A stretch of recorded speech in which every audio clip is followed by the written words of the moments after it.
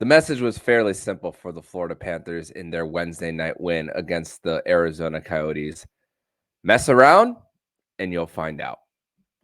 You're Locked On Panthers, your daily podcast on the Florida Panthers. Part of the Locked On Podcast Network, your team every day.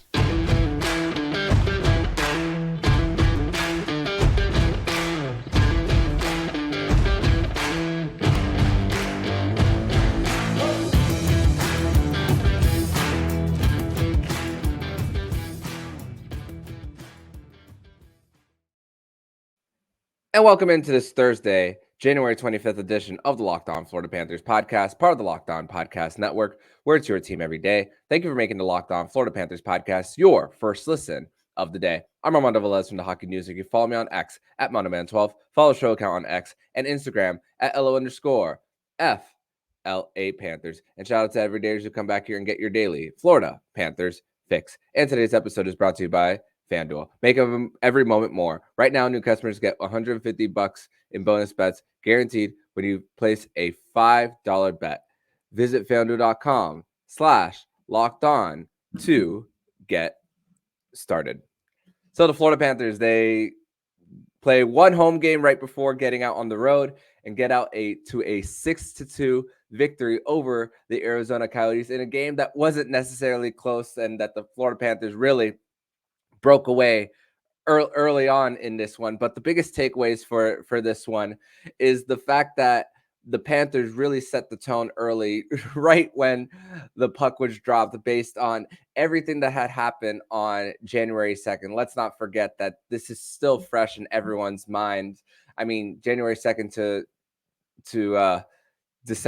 January 24th. So doing quick math in my head, 22 days in between meetings between these two teams after everything that happened with the hit from Jason Zucker on Nick Cousins as well, and then right from the puck drop, which Ryan Lomberg does not take faceoff. So and the pregame meeting between Jason Zucker, Liam O'Brien, former Panther Josh Brown, along with Matthew Tkachuk, Jonah Gadjovich, and Ryan Lomberg, and then right off the jump, the fists were going between Lomberg and McBain, and then after Jonah Gadjovich and Liam O'Brien. And then the Panthers, they were ready, they were motivated, they were just ready to rip your heart out in every single way. And that's just really what, when it comes to championship contenders and when one team is trying to get a little piece of them, sometimes you got to humble the opposition and all that when it comes to that. And coming on a night where Paul Maurice is coached his 1800th and 13th game, that was a really special one, as you could imagine, for him to get to second all time, right behind Scotty Bowman.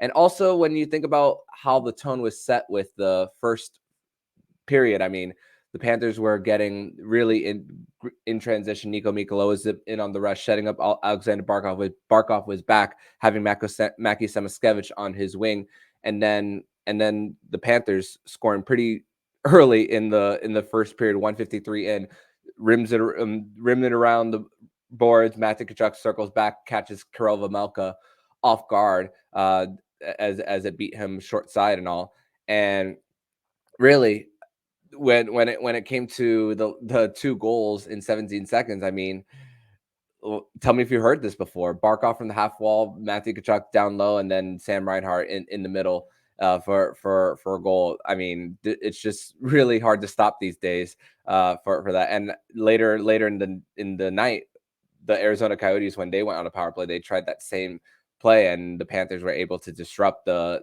centering feed in to the slot. And then also the continuous play of Sam Bennett too.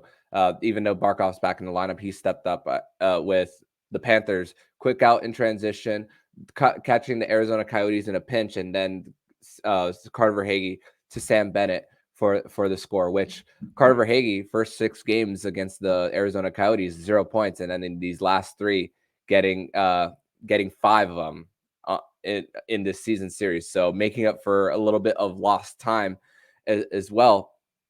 And but you look at this, 17-5 shot on goal advantage for the Panthers going into the second. I mean, well in control.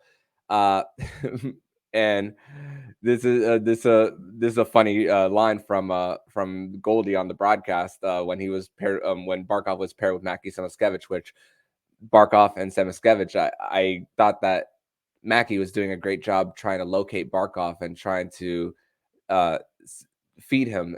There was one where Erod got it around the boards, and then Mackey in the corner tried centering it to Alexander Barkov right out in front, which Evan Rodrigues also had quite a few opportunities. They were trying to feed him as well, which he has been on a little bit of a goal drought. But hey, the team is getting good results as far as that second period. I mean, up 3-0, but Sergei Bobrovsky was under duress a lot of that period. I mean, quite a few saves outside of his crease, and there was even one moment after the first one outside of his crease when the puck was just getting into the zone and the Coyotes were trying to win the race to the puck, and then Bob tries getting it out, doesn't completely get it out, but still makes a save way out of his crease and all, and then had 3 stops on 3 rebound chances as well. And that's when Bob really started to lock in as far as this game as well. But also, the opportunity for Mackey to be with Alexander Barkov was still that opportunity for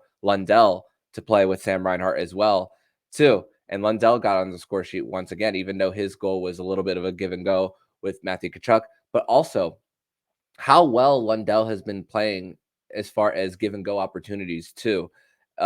And we saw that really early signs in November. I remember it was the California trip that him and Etu Lustranen were really starting to have a good feel of where each other were on the ice on their give and goes as well. And this is another opportunity where Matthew Tkachuk slows things down on the zone entry and then allows Anton Lundell to get to the net and with multiple red jerseys in front.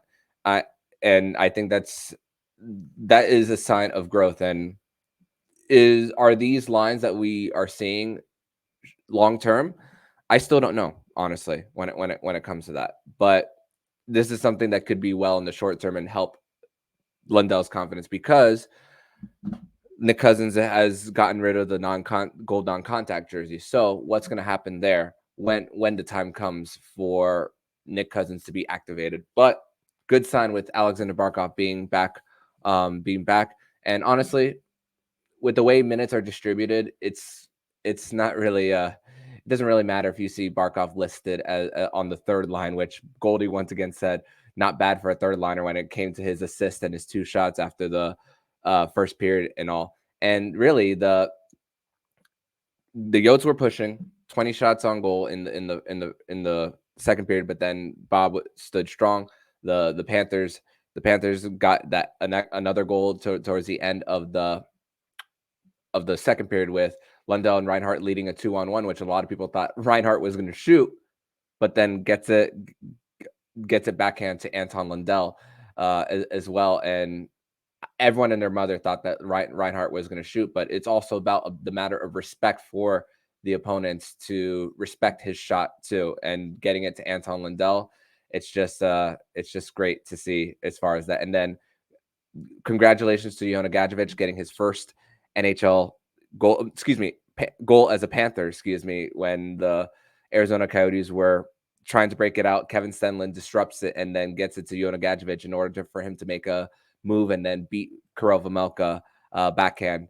And with the whole Jason Zucker situation as well for the Florida Panthers, I mean, it took a while for anything to happen as far as getting in the face of Zucker specifically. And if I'm going to defend Nick Cousins for not wanting to fight, then I would be a hypocrite to say, oh, Jason Zucker has to man up and drop the gloves and fight as well.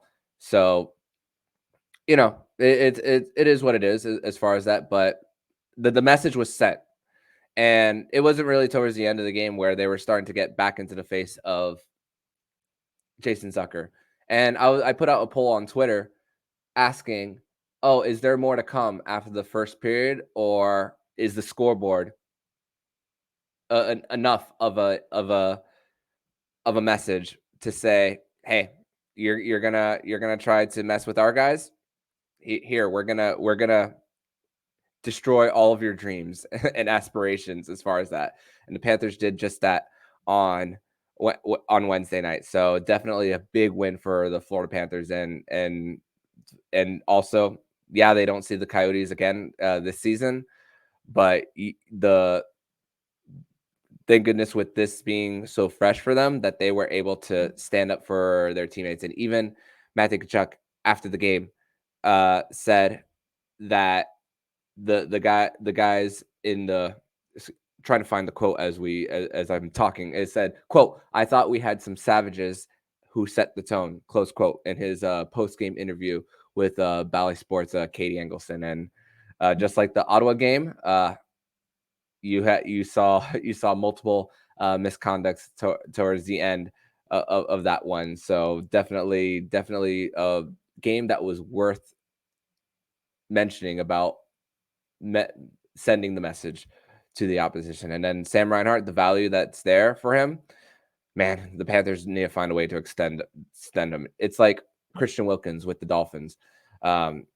He's second in franchise history in goals a game, behind Russian Rocket Pavel Bure, and just still getting on the score sheet on the power play. And then that transition 2-on-1 goal to Anton Lundell, you just can't ask for anything better out from Sam Reinhart and what he's done this season in a contract year. So the Panthers, they need to do absolutely everything to keep this guy. I can't beat the dead horse enough on this, but we're going to transition over to segment number 2, where we're going to discuss more about our 3 stars of the game and the moment that we thought this game was won or lost. We're going to discuss that and more here on the Locked On Florida Panthers podcast.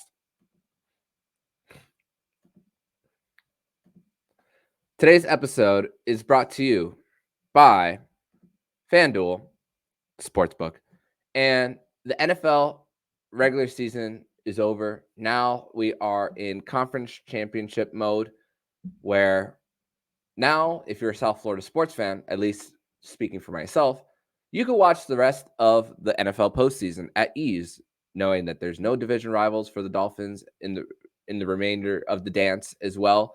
If you want to place some bets for Lamar Jackson, who is from Boynton Beach, Florida, and you want to put some bets on him to make his first Super Bowl, or the Detroit Lions as well, if you want to make your bets there, you can place those all at FanDuel, America's #1 sportsbook. Because right now, new customers get $150 in bonus bets guaranteed when you place a $5 bet. That's $150 in bonus bets, win or lose. The app is super easy to use, and there's so many different ways to bet, like live same-game parlays. You can find bets in the new Explore tab. Make a parlay in the Parlay Hub, the best and easiest way to find popular parlays and more. So visit FanDuel.com/lockedon and make your first bet a layup. FanDuel, official partner of the NFL.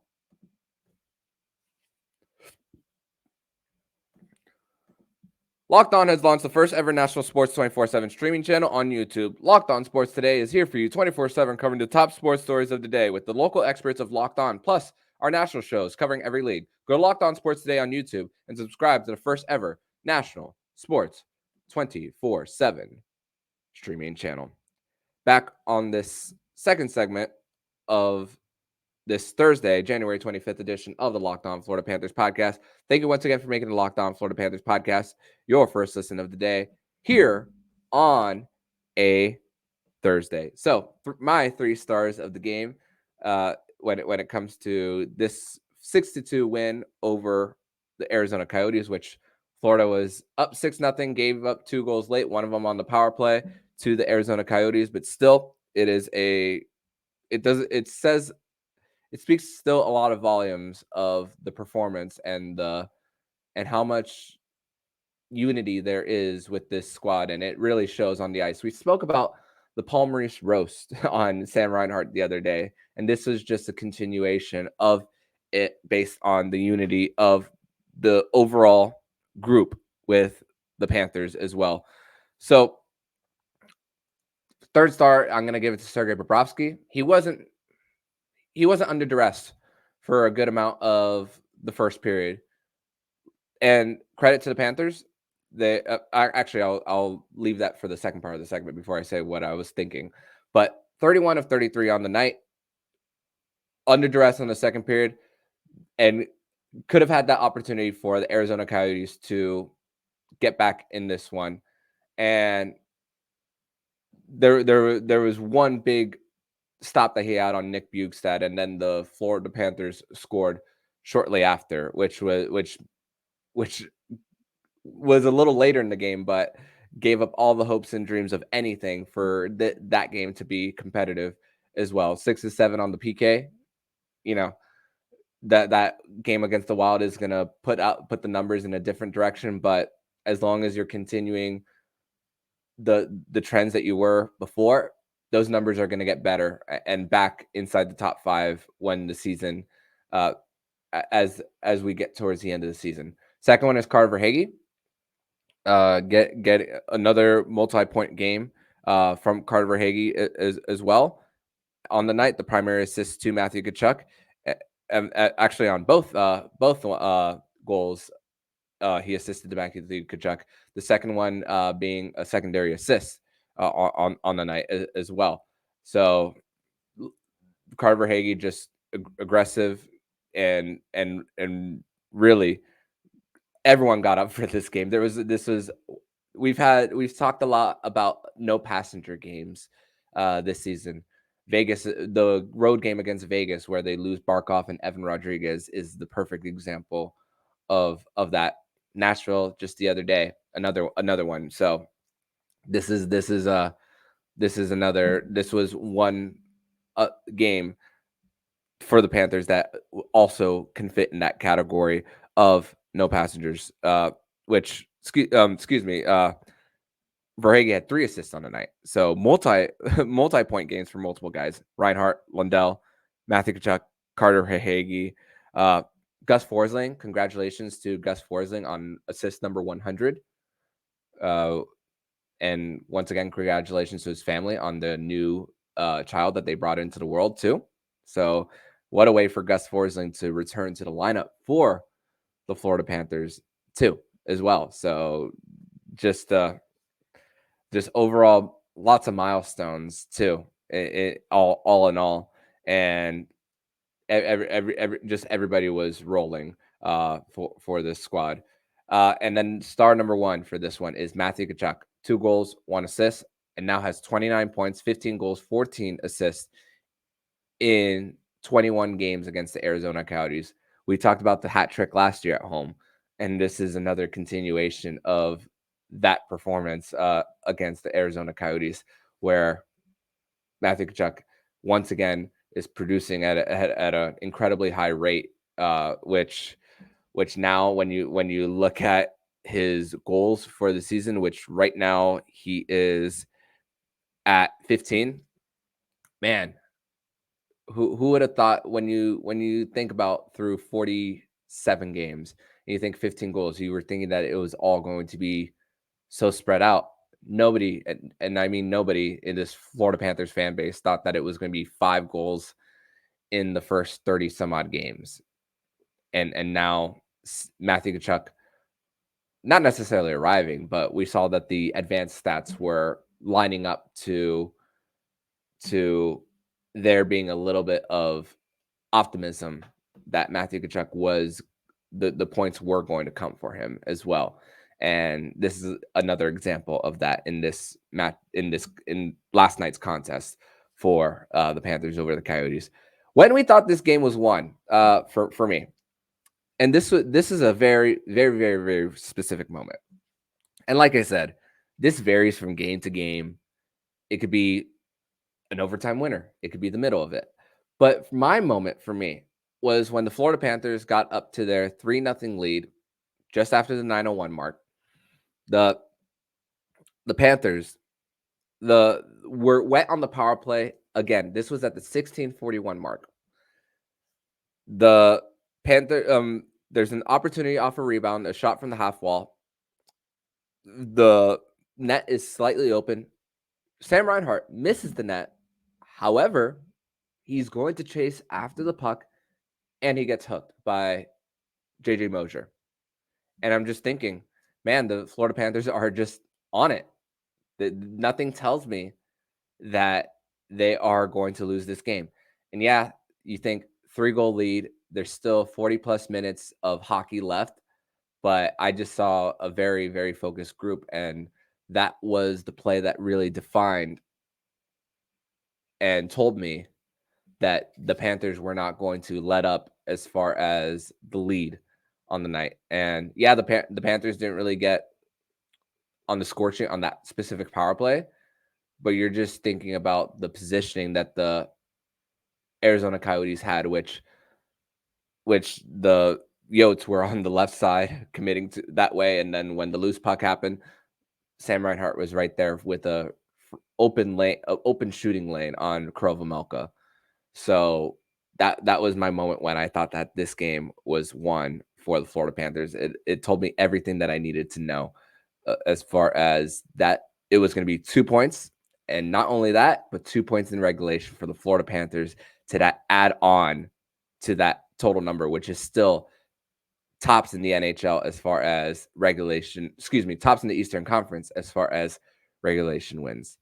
We're gonna wrap up the conversation on the victory between the Florida Panthers and the Arizona Coyotes from Wednesday night. We're gonna preview the game between the Florida Panthers and the Pittsburgh Penguins tomorrow, but we have a more important conversation to talk about in the third and final segment here, and it's the latest that's going on with the investigation into Hockey Canada and everything that happened in the 2018 World Junior Championships from London, Ontario. We're going to discuss that and more here on the Locked On Florida Panthers podcast. Today's episode is brought to you by Indeed. And we're driven by the search for better. But when it comes to hiring, the best way to search for a candidate isn't to search at all. Don't search, match with Indeed. If you need to hire, you need Indeed. Indeed is your matching and hiring platform with over 300 million global monthly visitors, according to Indeed data, and a matching engine that helps you find quality candidates fast. Ditch the busy work. Use Indeed for scheduling, screening, and messaging so you can connect with candidates faster. And Indeed doesn't just help you hire better.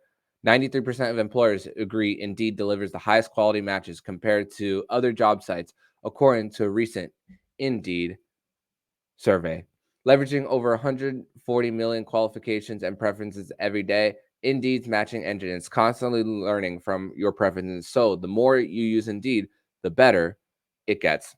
And listeners to this show will get $75 sponsored job credit to get your job more visibility at Indeed.com/lockedon. Go to Indeed.com/lockedon right now and support our show by saying you heard about Indeed on this podcast. Indeed.com/lockedon. Terms and conditions apply. Need to hire? You need Indeed.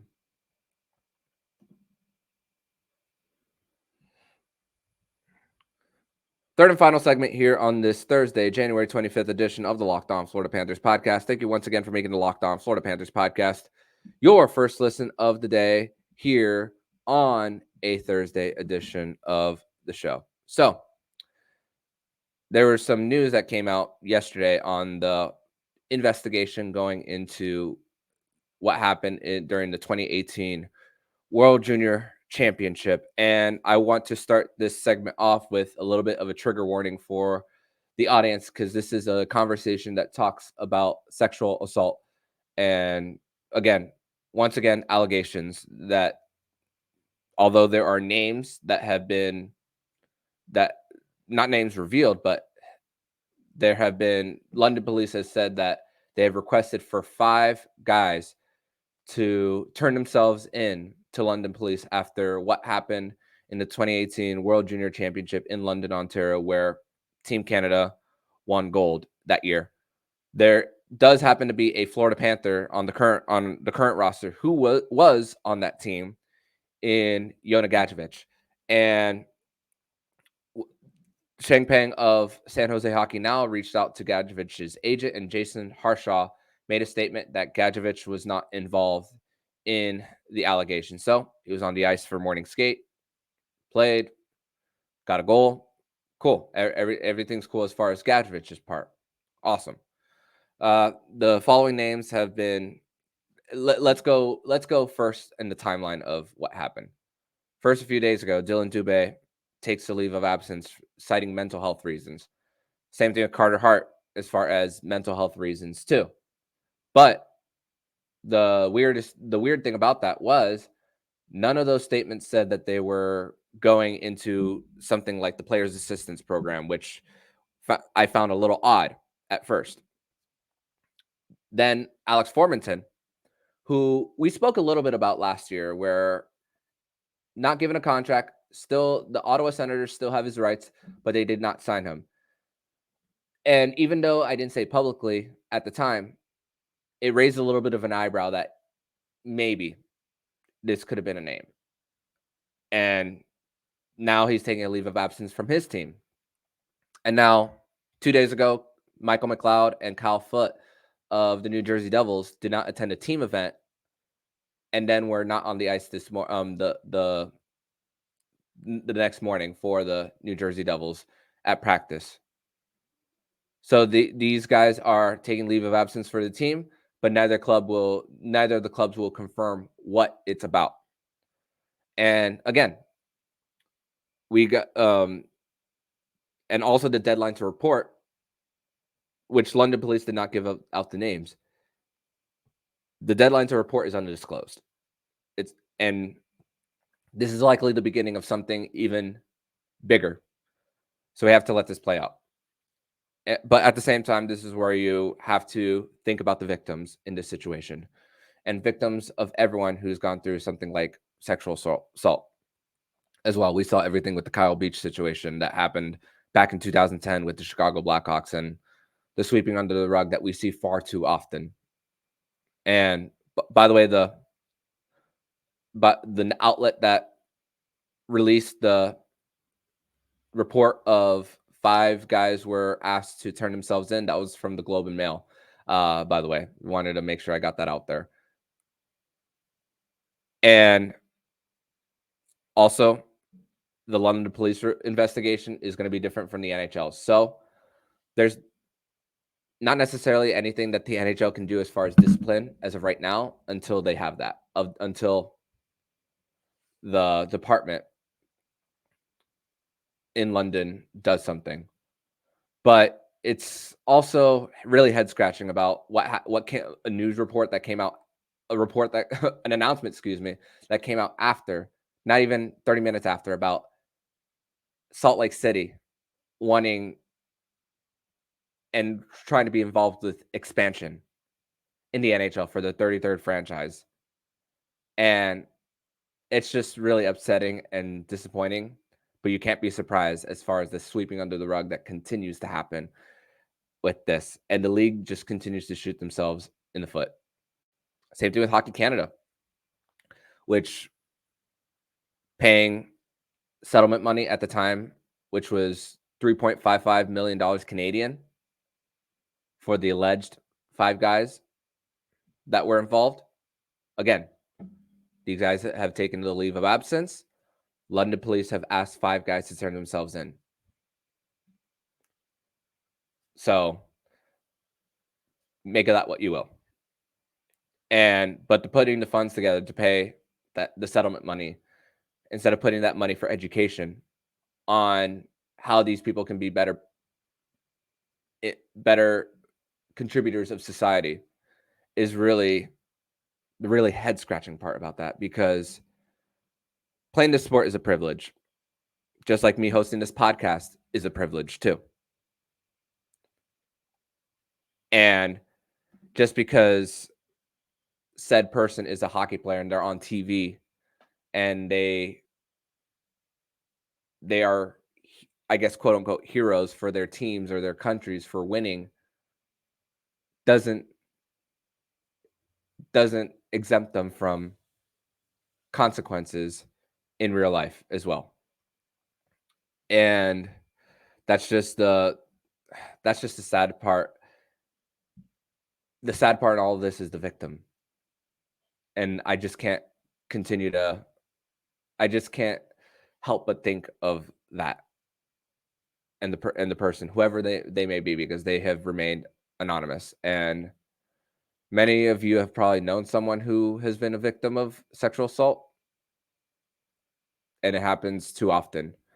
And it's just when you think about the loss of sponsors for Hockey Canada until they turned over their leadership, it was their hands were tied. Which great thing, good on the sponsors for not wanting to support an organization that puts things under the rug, and deservedly so when it comes to that. But as far as everything in this, you just just try your best to when you hear things like this, just listen to the victims when they talk. And I'm not telling you to whether to believe the story or not, but just take an opportunity to listen.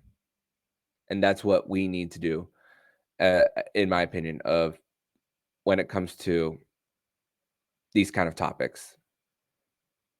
Because there's the whole, if one person is involved, you maybe scratch your head, but then when multiple comes around, then you have to take you have to take it seriously, even when it's one person.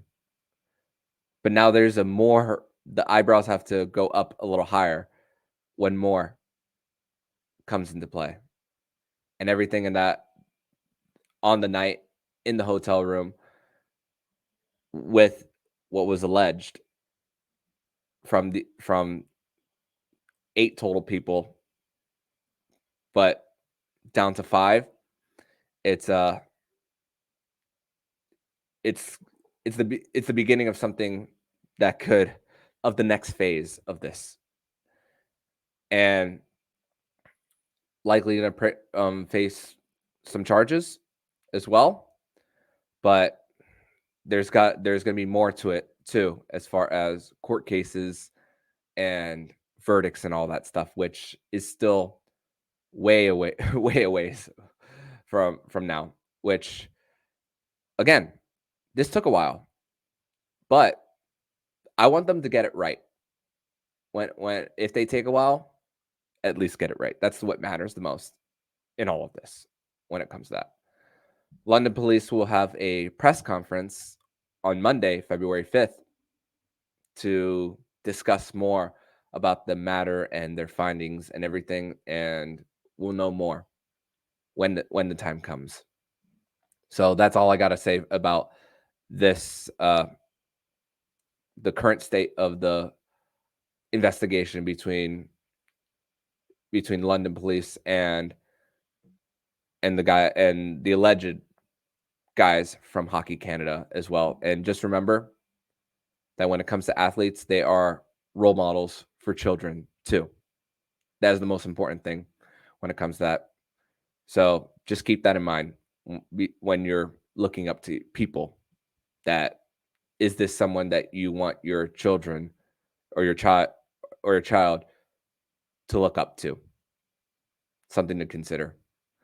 That's going to do it for this edition of the Locked On Florida Panthers podcast. The Florida Panthers do not practice today, as they will be getting ready for their back-to-back on the road against the Pittsburgh Penguins and the New York Islanders right before we hit the All-Star break. So we will be back on tomorrow's edition of the show with Nick Fairbanks to preview Friday night's game. So I want to end this by saying, just be kind to each other and have an open ear, and more importantly, an open mind as well. And I hope you all have a great rest of your day, and I will see you all tomorrow.